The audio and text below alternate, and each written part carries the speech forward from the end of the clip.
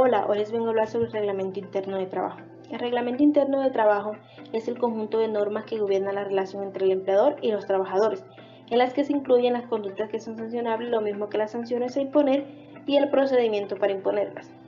Los empleadores obligados a tener un Reglamento Interno de Trabajo son las empresas comerciales que ocupen más de 5 trabajadores, las empresas industriales que ocupen más de 10 trabajadores, las empresas agrícolas, ganaderas o forestales que ocupen más de 20 trabajadores y las empresas mixtas que tengan más de 10 trabajadores.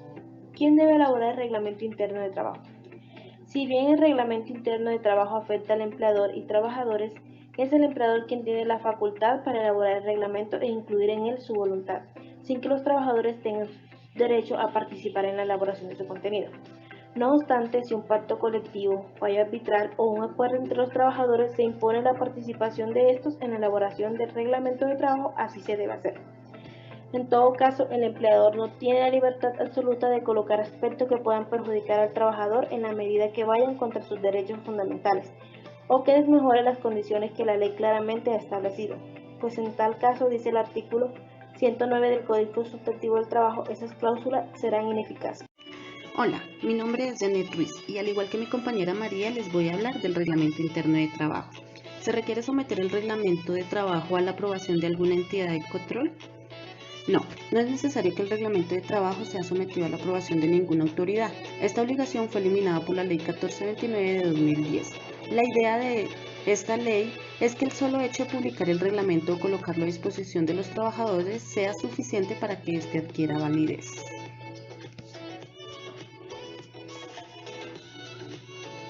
Contenido del Reglamento Interno de Trabajo.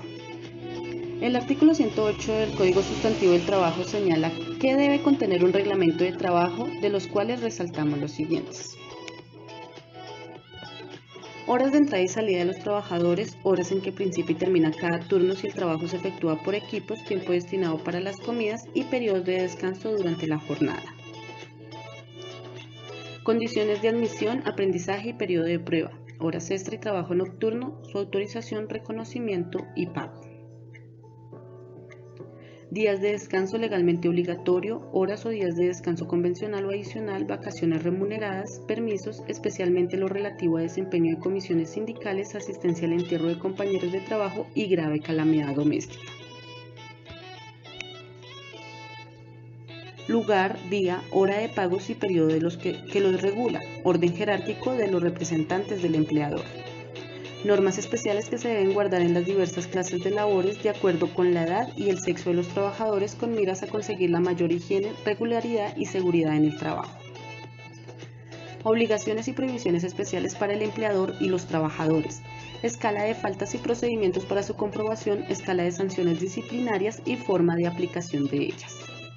La persona o personas ante quienes se deben presentar los reclamos del personal y tramitación de estos expresando que el trabajador o los trabajadores pueden asesorarse del sindicato.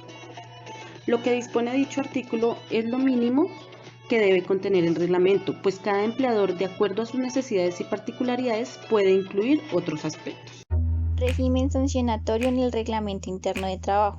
Quizás el aspecto que más interesa de un reglamento de trabajo es el régimen sancionatorio que se incluye en él, pues de ese régimen depende que se pueda sancionar al trabajador o no. Sanciones previstas en el reglamento de trabajo. El reglamento de trabajo depende prever todas las conductas que puedan ser objeto de sanción, la sanción para cada conducta y la gradualidad de la conducta o falta. Se deben señalar claramente las conductas que constituyen faltas leves, graves o gravísimas, y las sanciones deben corresponder al nivel de la falta. Sanciones no previstas en el reglamento de trabajo. Asunto importante, señala el artículo 114 del Código Sustantivo del Trabajo, que no se pueden imponer sanciones al trabajador que no estén previstas en el reglamento de trabajo. Por lo tanto, este debe cubrir todos los escenarios posibles para evitar que una determinada conducta en el aire. Las sanciones están compuestas por dos partes, la conducta sancionable y la sanción que se impone por esa conducta, las cuales, se repite, deben corresponder a la gravedad de la conducta y a su residencia, aspectos que deben quedar claros en el...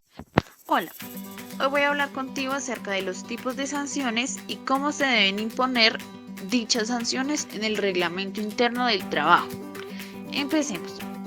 Una vez definidas las conductas sancionables y sus niveles de gravedad, se deben fijar las sanciones que corresponden a cada conducta, que pueden ser las siguientes: memorandos, llamados de atención, suspensión del contrato, multas o despidos. Hay que tener en cuenta que los llamados de atención o memorandos pueden ser incluidos en la hoja de vida, las cuales servirán como antecedentes en contra del trabajador. La suspensión del contrato de trabajo no puede exceder de 8 días por la primera vez que se impone y no pueden ser superior a 2 meses en caso de reincidencia. Pero el empleador puede imponer varias veces la suspensión como sanción, siempre que cada vez que la suspensión no supere los límites legales. El empleador puede imponer multas según las reglas del artículo 113 del Código Sustantivo del Trabajo, el cual dice: las multas que se provean solo pueden causarse por retrasos o faltas al trabajo sin excusa suficiente. No puede exceder de la quinta parte del salario de un día y su importe se consigna en cuenta especial para dedicarse exclusivamente a premios o regalos para los trabajadores del establecimiento. El empleador puede descontar las multas del valor de los salarios. La imposición de una multa no impide que el empleador prescinda del pago del salario correspondiente al tiempo dejado de trabajar. En cuanto al despido como sanción, este por su naturaleza no es una sanción disciplinaria, por lo tanto no es necesario incluirlo dentro del reglamento del trabajo.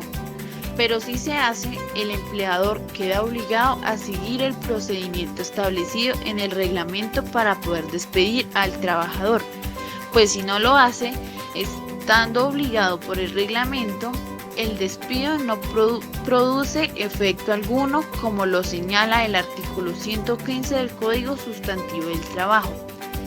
Esto aplica solo si el reglamento interno se incluye el despido como una sanción, pues si no lo hace, no existe tal obligación, aunque en todo caso es recomendable escuchar al trabajador antes de despedirlo, independientemente de si es obligatorio o no. Ahora hablemos de los procedimientos para imponer sanciones. Este tema es de capital importancia, porque del procedimiento que se siga para imponer una sanción depende la legalidad de la sanción, pues que es necesario garantizarle al trabajador el debido proceso y el derecho a la defensa. El artículo 115 del Código Sustantivo del Trabajo señala expresamente que antes de aplicarse una sanción disciplinaria al trabajador se le debe dar la oportunidad de ser oído, acompañado de los representantes del sindicato al que pertenezca el trabajador.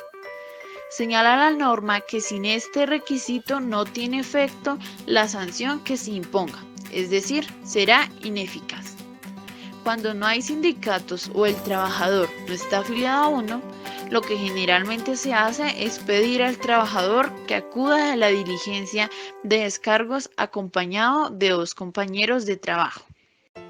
Bueno, entonces decimos, ¿por qué es importante el reglamento interno de trabajo? Bueno, es muy importante el reglamento porque sirve de hoja de ruta que marca la forma en que las partes deben ejecutar su relación contractual y la forma que se debe seguir para resolver los inevitables conflictos que se presentan. Lo anterior cobra mayor relevancia para el empleador cuando la ley prohíbe imponer una sanción no prevista en el reglamento, de manera que si un trabajador incurre en una conducta que no está reglamentada, no se le puede disciplinar. Debe tenerse presente que el reglamento de trabajo es de obligatoria observancia para las 2 partes. Y eso es muy importante para el empleador, que al momento de imponer una sanción debe seguir estrictamente el procedimiento que él mismo fijó, pues de lo contrario no tendrá efecto alguno la sanción impuesta. Esto es más importante si el reglamento se incluyó el despido como sanción, pues en tal caso se vuelve imperativo para el empleador aplicar el procedimiento que se haya contemplado para la aplicación de dicha sanción.